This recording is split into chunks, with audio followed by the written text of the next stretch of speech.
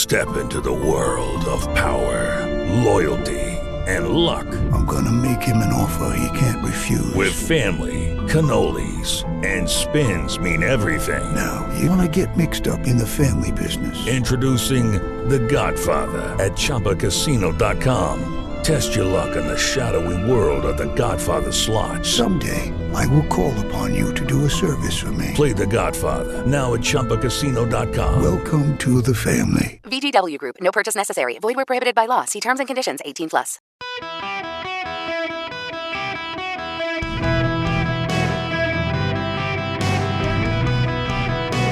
Welcome to the Eric Erickson Show podcast, Hour 2. Greetings, America. Welcome. It is Eric Erickson here, and I'm so glad to have you here for the second hour of the show. The phone number is 877-973-7425. As always, if you text ERIC, E-R-I-C-K, to 33777, you can get the links to follow me around social media, get the podcast, the live stream, the show notes, all of that. You should, in fact, subscribe to the daily email. Now, I got to return to the volcano. It's actually kind of interesting. I mentioned last week that in all of the press coverage of the remarkable heat wave in this country, that no one is talking about the Tongan volcano. Now, this is different from last year and even at the beginning of this year. In January of last year, and I love the name, the Hunga Tonga.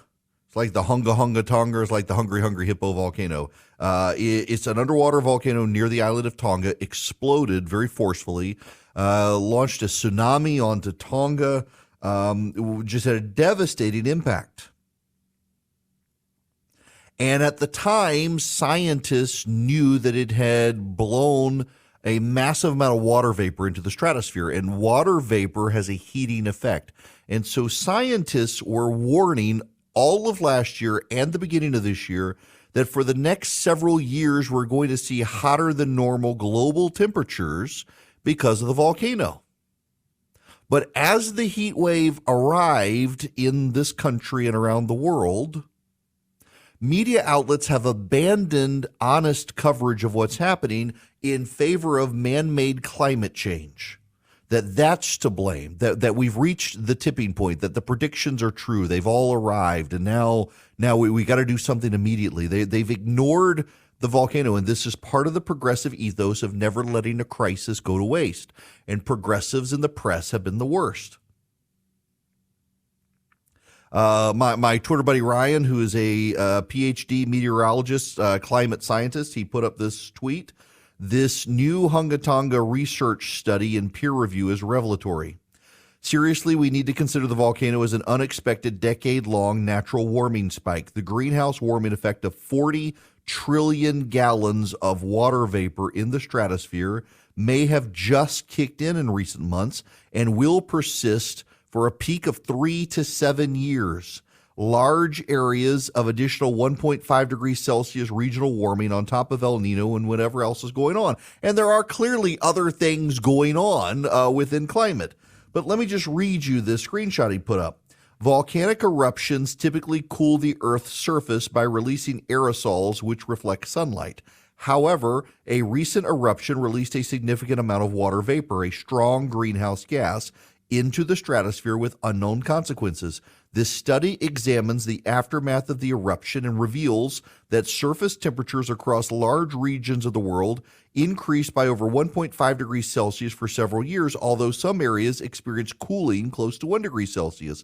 Additionally, the research suggests a potential connection between the eruption and sea surface temperatures in the tropical Pacific.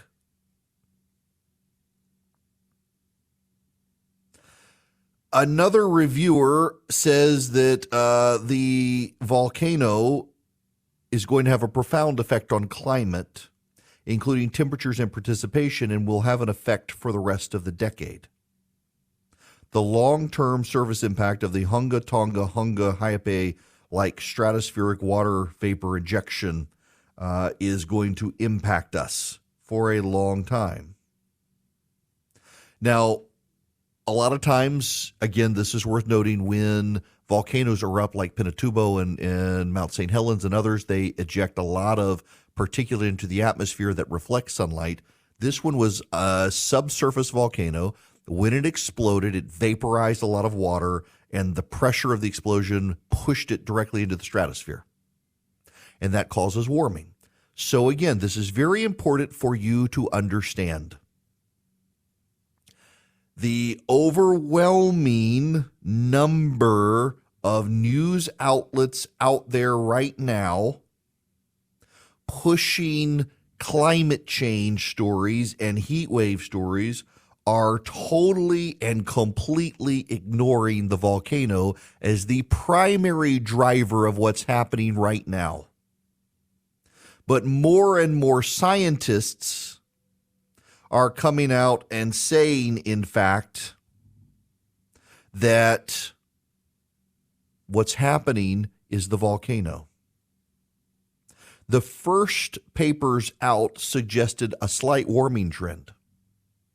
But as more papers came out and they realized the extent of the water vapor pushed into the atmosphere, the original estimate was like 10 to 20 metric tons. And now we're looking at 150 at most, maybe 40 trillion gallons of water vapor. That's a massive amount of water vapor. And you haven't gotten that from the press coverage. Now, I don't want to be a broken horse here, but I noticed this in a story. And a friend of mine sent me the screenshot too. My local paper here, the Atlanta Journal-Constitution, has a story today, completely unrelated. It's about hydrogen vehicles. But at the bottom, I'm seeing this more and more. It's not just my local paper, it's national papers as well. This is the disclaimer at the bottom. The coverage is supported by a partnership with One Earth Fund, the Candida Fund, and journalism funding partners. You can learn more about our climate reporting by donating. In other words,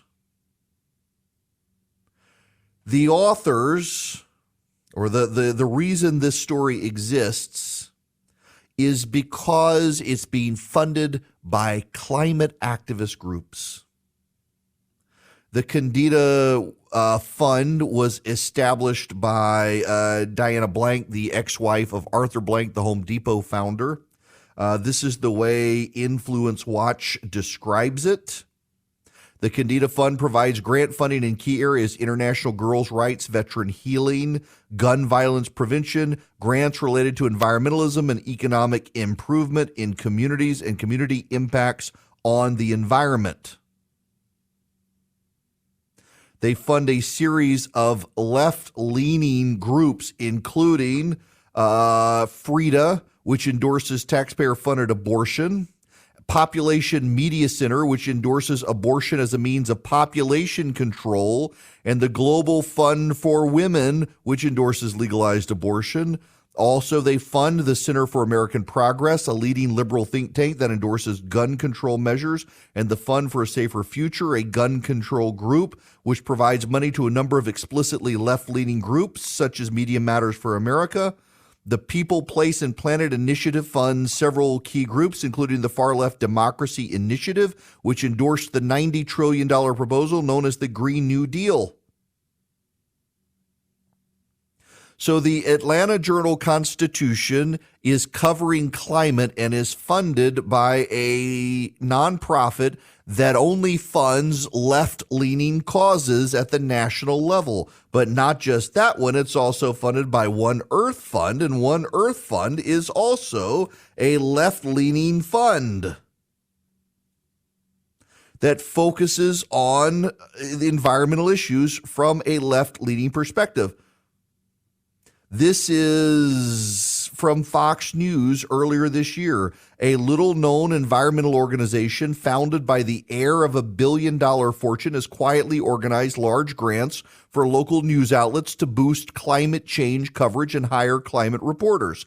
The North Carolina-based One Earth Fund states on its website it was founded to fund cost-effective communication projects that can reach audiences across the political divide.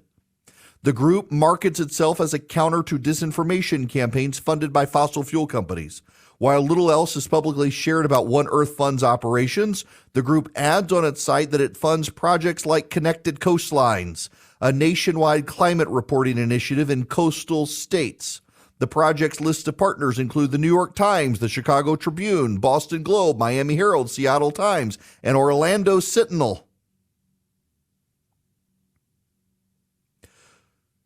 The Pulitzer Center, which oversees this project, supports 16 reporting projects covering climate issues. One such reporting project is titled State of Change. It's based in North Carolina. There are additional connected coastline projects in Florida, Maine, California, Louisiana, and Alaska. In addition, One Earth Fund has partnered with various nonprofit organizations to send direct grants to newsrooms throughout the Southeast, including a $65,000 grant to USA Today affiliate Wilmington News Star in North Carolina, a $50,000 grant to the Atlanta Journal-Constitution in Georgia, and a grant to the News and Observer and the Herald Sun in North Carolina. Articles published in the Winston-Salem Journal in North Carolina have also been funded by a One Earth Fund grant. One Earth Fund founder is Roy Richards Jr., current chairman of Southwire Company, a massive electrical wire and cable company that provides projects for renewable energy projects.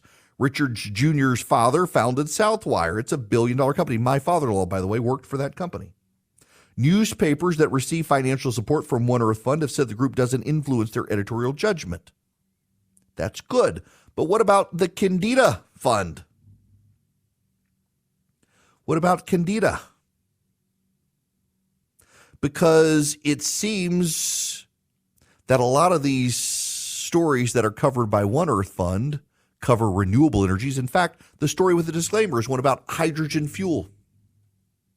But then the other left-wing groups that fund these operations around the country cover climate change stories, and they tend to leave out any of the skepticism, real, true, scientifically backed skepticism. Like, for example, they're not covering the fact that a massive volcano was predicted by scientists globally to warm the Earth, and yet they're all covering hysterically the heat wave as if this heat wave came out of nowhere due to man-made climate change, which is what they all want to cover it as. National Public Radio covers it that way. USA Today covers it that way. The Washington Post covers it that way. The New York Times covers it that way. They're all covering it as what we're experiencing right now is the chickens coming home to roost from all the predictions over the years about man-made climate change, when in fact the scientific community itself says no, it's actually a volcano. And that gets me to the slave labor and the tie-in. Of all things, it's from the Financial Times. The Inflation Reduction Act was really a climate change bill.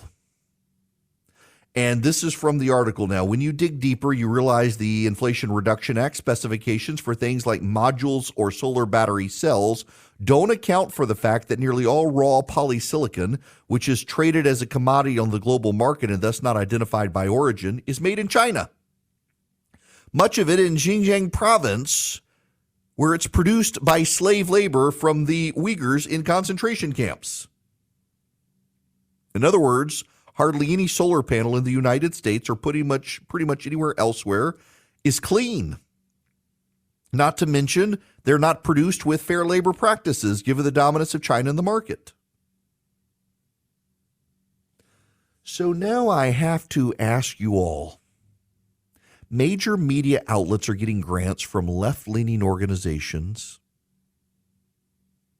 to fund reporters to cover climate change, and they leave out key details like a volcano, and they cover renewable energy like solar panels, and they leave out key details like the overwhelming majority of solar panels and the products required to produce solar panels are made by slave labor in China.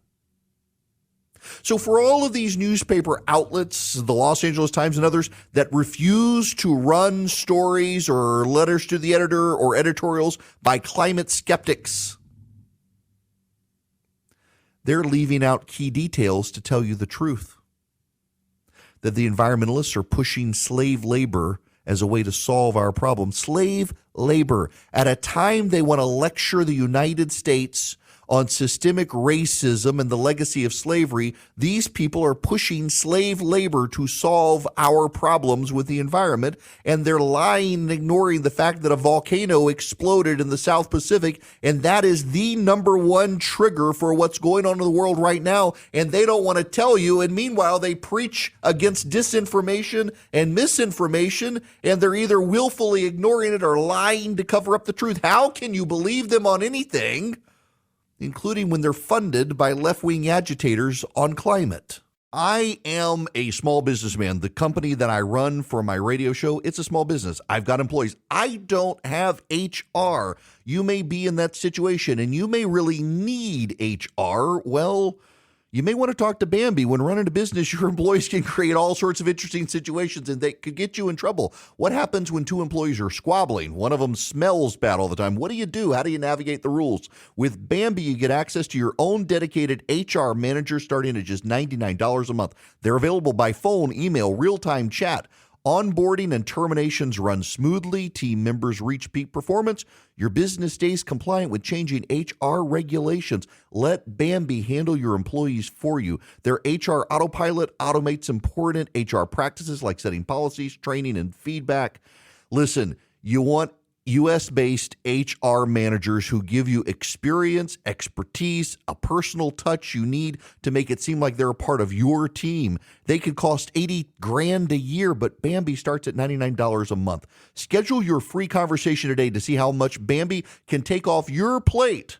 Go to Bambi.com right now. Type in Eric Erickson under podcast when you sign up. It'll help you. It'll help your company grow. It'll help you keep peace of mind. It's spelled B-A-M-B-E-E. BAM, B-E-E.com. Bambi.com. Type in Eric Erickson. Hello, welcome. It is Eric Erickson here. The phone number 877-973-7425 if you want to be on the program. By the way, Proterra has bitten the dust. Speaking of the environmentalists out there, Proterra is the company. Jennifer Granholm had heavily invested in Proterra. Republicans cried foul, and she cashed out her stock for over $1 million as she was pushing this company. Republicans claimed it was a conflict of interest, so she divested. Republicans wound up doing her a favor because it's filed for bankruptcy. Now, Proterra is the company Joe Biden highlighted as the company advancing our electric bus future. Proterra specializes in electric vehicle parts for commuter buses, and they are putting themselves up for sale. They're going into bankruptcy. Shares nearly halved the value after the bell, listed as assets and liabilities in the range of $500 million to $1 billion. It had a market value of $362 million at close in January of 2021. It was valued at $1.6 billion, including debt, in a merger deal with a blank check firm. Makes electric buses and battery packs and intends to continue to operate in the ordinary course of business as it goes into restructuring. It had planned to do expansions in South Carolina and now probably won't. Everything this administration touches goes broke, including private sector companies like Proterra. Well, we can move on now. Before we do, I want to tell you about the Eden Pure Thunderstorm. It's an air purifier. So it traps dust and pollen floating in the air. I don't use it for its air purifying capabilities. It works, don't get me wrong, it works, but I use it because it shines as an odor eliminator. In fact, my wife and kids and I went to a vacation in North Georgia. We stayed at this great place we love, but the cottages all have fireplaces, and it was warmed up. The fireplaces have been used in the cool weather. They were running the Eden Pure Thunderstorms to eliminate the smoke odors in the rooms, and it worked fantastic. The room smelled fresh and clean thanks to the Eden Pure Thunderstorm. You can get a 3-pack for less than $200. So you get one for upstairs, downstairs, your basement, your travel bag. I keep one in my travel bag because they're small and handy, and for rental car stinks or hotel room stinks, they just work. You can put it in your RV, wherever you need it. Get 3 of them, less than $200. You go to EdenPureDeals.com, EdenPureDeals.com. You see the discount code box on the front page of that site? Put in Eric, E-R-I-C-K. You'll get 3 of them for less than $200. You're saving $200, and you get free shipping. All you have to do, again, go to EdenPureDeals.com. Use the discount code ERIC, E-R-I-C-K, at EdenPureDeals.com. Get 3 Eden Pure Thunderstorms for less than $200. Clean and deodorize your air. Did you know China has made it a priority to teach students financial literacy starting in preschool? Financial literacy isn't taught in our elementary schools, and parents lack the resources to teach it at home. American kids are yet again being left behind. Now there's a great way for parents and grandparents to help the kids they love learn about finance, thanks to the Sensibles, and at bcs-kids.com. The Sensibles are a team of animated superheroes who help kids age 6 to 12 develop smart money habits in a fun way. bcs-kids.com was created to channel this multimedia resource to kids everywhere. Buy a subscription for your loved ones, and each month they'll get a Sensibles kit in the mail with an entertaining DVD, comic book, and activities. Digital subscriptions are also available. They'll also get access to an interactive website with a library of lessons, fun activities, and more. Want 20% off the monthly subscription costs? Visit at bcs-kids.com. Enter the promo code ERIC, my name, E-R-I-C-K. It's the sensible thing to do. Subscribe today at bcs-kids.com. Hello and welcome. It is Eric Erickson here across the United States of America. Delighted to have you with me. The phone number is 877-973-7425 should you wish to be on the program. I want to dive into an issue I talked a little bit about yesterday, but it's becoming a thing. This is from The Blaze. Florida is poised to become the first state to embrace the unwoke classic learning test for public college admissions. It comes down to a vote by the state university system of Florida's Board of Governors later this month after Republican Governor Ron DeSantis ratified legislation in May authorizing school districts to select the classical learning test as an alternative to the SAT or ACT for administration to public school students in grade 11.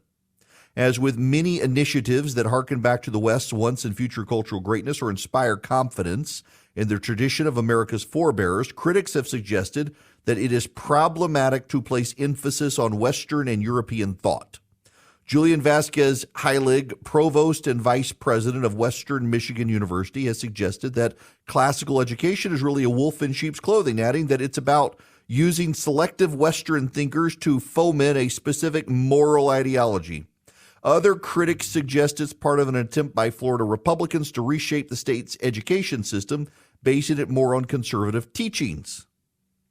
Like the SAT and ACT standardized tests, the CLT, launched in 2015 and used early on by homeschooling families, assesses students' reading, grammar, and math skills, emphasizing foundational reading skills.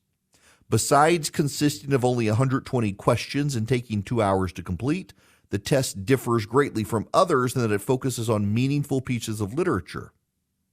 The Tampa Bay Times reported the test is rooted in the classical education model, focusing on the centrality of the Western tradition. Jeremy Tate, the founder and president of the CLT, told the Florida Standard that the College Board, which administers the SAT, is a pretty radical organization. They don't try to hide it. They're very much one-sided politically. Most of the source material leans heavily into 20th century progressives, and they really ignore the Western intellectual tradition. Rather than cramming in preparation for an engagement with the rid of middling leftist intellectualists and literary unknowns, students who take the CLT are exposed to Aristotle and Plutarch, Thomas Aquinas, Geoffrey Chaucer, as well as people like Thomas Jefferson. The stated purpose of the test is to reconnect knowledge and virtue by providing meaningful assessments and connections to seekers of truth, goodness, and beauty. Clay Daniel, who's the founder of Claiborne Test Prep and Tutoring, told Best Colleges, quote, "It doesn't feel like you're just taking a multiple choice test because in the process you're comparing Plato and the Federalist Papers and really thinking about the interplay between the two. It's kind of a rich experience taking the test, which isn't something that you normally associate with standardized tests." CLT notes on its site that standardized test provides an invaluable opportunity to engage students with the texts and authors that have shaped history and culture. Now, 100,000 of the tests have been administered so far. 200 colleges and universities accept the CLT. including Hillsdale College, Baylor University Honors College, John Brown University. Many of the schools are religiously oriented. So I want to talk a little bit about this. You're going to start hearing this more. What is classical education? And I was not familiar with it until we enrolled our kids in a classical education school, and I'm impressed with it. So they talk a lot about the trivium. You need to understand that the people who are into classical education are really into classical education. And they get really excited about something called the trivium. So the trivium is how you divide up classes. So you have the grammar school, which typically is K through 4. And then you have the logic school, which typically is 5 through 8. And then you have the rhetoric school, which is 9 through 12. You would know it as high school. So elementary, middle, and high school, except it's called grammar school and then the logic school and the rhetoric school. What you do in K through 4 is you accumulate facts and knowledge. In other words, you are doing the very basics that you did in elementary school. You're memorizing. You memorize a ton. You memorize your multiplication tables. You memorize basic facts. You memorize years and dates and people and places and things and events. You do all the memorization. You learn what happened. So my son, we transferred him to his previous school into this classical education school he goes to towards the end of the year when he was in 3rd grade, and they were having Greek and Roman Day. The school had spent the entire 3rd grade year immersing the kids in the world of Greece and Rome. They learned Greek and Roman mythology. They learned about the operations of government, the differences between the Greek democracy and the Roman Republic, and how things worked, and the militaries and the military strategies, and how they fought, and how the Romans became dominant because of their use of battlefield techniques that differed from everyone else, and how they were able to spread across civilization, and how they were able to build, and the knowledge they acquired, and the knowledge they spread. They did all this, and it was basically memorizing all these cool things. And then in grades 5 through 8, you go from memorizing a bunch of stuff and acquiring knowledge to critical reasoning skills. You take all the stuff you memorize and you compare it and you challenge the facts you memorize. Which one actually worked better? And you learn to debate and discuss these topics together instead of just memorizing the stuff. And then you get to the high school. And you're learning how to give speeches.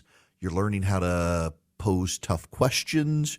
You're learning how to argue back with teachers on critical skills, not argue in a hostile way, but be able to challenge the teachers. The teacher challenges you. You actually have to take logic classes. You have to learn what fallacies are. You have to learn the different debate styles, things like that. And it becomes you base it all on the canons of classical literature and the history of civilization. So you learn a lot about the Greek and the Romans because Western civilization is really premised on the Greek and Romans. You learn about Aristotle and you learn about Plato. You learn about the Renaissance. You learn art based on the evolution of art in the Western society. So you learn about medieval art in art class and what it looks like, and how the Renaissance changed things, how the Enlightenment changed things, how the Impressionists changed things. And as the art evolved, how the thinking of society evolved. It all plays together. And so the idea that you come away with is how intellectual traditions grow and change, and art and culture around the intellectual traditions grow and change, and you become much more well-rounded. So you've read the great works of the classics. It's like a great books program for college, but it's at the elementary and secondary level. And one of the things that you also do in a classical education school is you avoid education fads.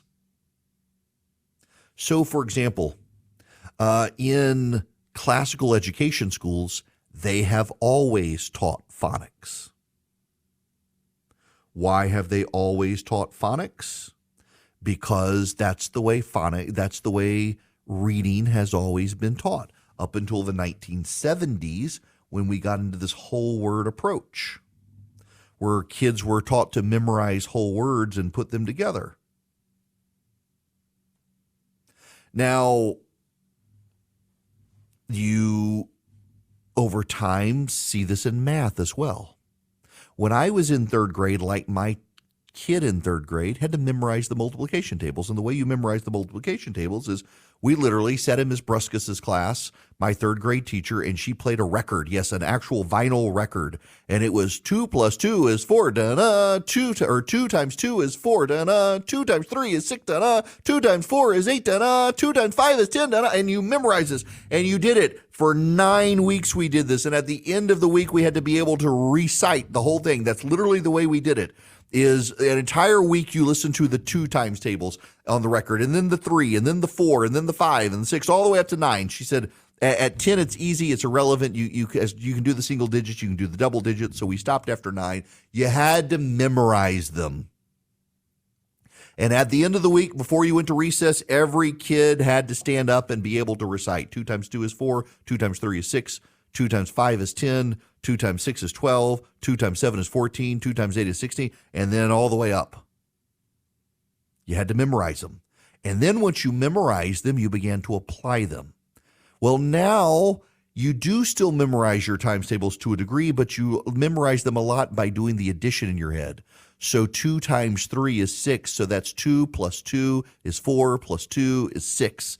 And you learn it that way. You learn how to add and the addition and the multiplication. There's no memorization process. And Common Core over time has changed things in the way you do math. Common Core for reading is basically the accelerated reader program. You just read as many books on your grade level as possible and take tests on them at the end of every week, and you get awards. The more you read, the better you do. But you always are incentivized to read the dumbest, shortest book so that you can read as many as possible, as opposed to my kid is having to read Anna Karenina in her senior year of school. And over time, particularly if you're in a classical education school that has a Christian component, in elementary school, you argue over things that are true and truth. And this is why, this aspect of it is why so many people on the left hate classical education. Because one of the core components of classical education is that there is real truth, and that truth matters most, and that what is true is objective. And we live in a day and age now where so many people are taught in education that what is true for you may not be true for someone else. Classical education argues that foundationally there's truth. And you spend your first 4 years trying to figure out what does it mean by something being true. And you take all the facts you memorize. These are true facts that you memorize. You accumulate those facts, you memorize those facts, you recite those facts, and you talk about those facts as they are true things. When you get into middle school, you start debating, are they good or bad things? Is it right or wrong? And so there's a moral component to the truth. Is it good or is it bad? We have to assess. And then when you get into high school, then you start having the greater arguments about beauty. What is beauty? What is good? What is true? What is beautiful? Is the truth beautiful or ugly? If the truth is right, does it have some inherent beauty to it? You argue about these things philosophically. You engage in the Socratic questioning of the students like you do in a law school setting. It's very academically rigorous. You have to learn Latin in school because Latin is the root of so many English words. So that, along with phonics, goes together. This is classical education. It's the way 100 years ago kids in this country were taught. Now, the reason the left hates this is because there's not a lot of room for indoctrination of left-wing causes, because left-wing ideology is premised so much in moral relativism. You can't say Western civilization is better than Oriental civilization or Eastern civilization. You can't say that. You can't say that the Roman civilization is superior to the Southeast Asian civilizations of the same time period. You're not allowed to say that. It's moral relativism. Classical education stakes out the idea that we are of the West. We are of the Greek and Roman order of things. We believe it is superior, and you can look at the advancement of countries around the world and see it as so. And I think, frankly, they're right. European civilization did advance faster than others, probably because Western civilization, Western ideas, Western thinking were dominant and superior over time. That's not a racist thing to say, except the left thinks it is these days, that Western civilization is superior. It is. I think inarguably it is. And it's also derived, I think, from the spread of Christianity. And all of this is encompassed in classical education. And what you find over time is kids who went to classical schools get to college, and they're better reasoners, they're better thinkers, they're better arguers, they're better debaters, and they've also had traditional math, and they tend to advance in math more. Saxon math, which is a core component for a lot of it, actually, a lot of kids who do Saxon math don't do as well on the SAT. But when they get to college, they perform much better in calculus and trigonometry because they've had real traditional math. They've advanced in a better program. This is classical education. Now, I give you this entire dissertation on it because you need to know in Florida, the Florida legislature and the governor are looking more and more at moving towards classical education. And so, as you can imagine, the left now thinks classical education is a terrible, awful thing because Ron DeSantis likes it. It doesn't care what it's about. They don't understand it. They don't want to know about it. They just know that if conservatives like it, it must be bad. And so you're about to hear an entire media operation in this country vilify classical education, which has helped so many kids and is grounded in the idea that there are real, true things, not moral relativism, which we need more of now anyway. If you can find a classical education school for your kids, I highly recommend it.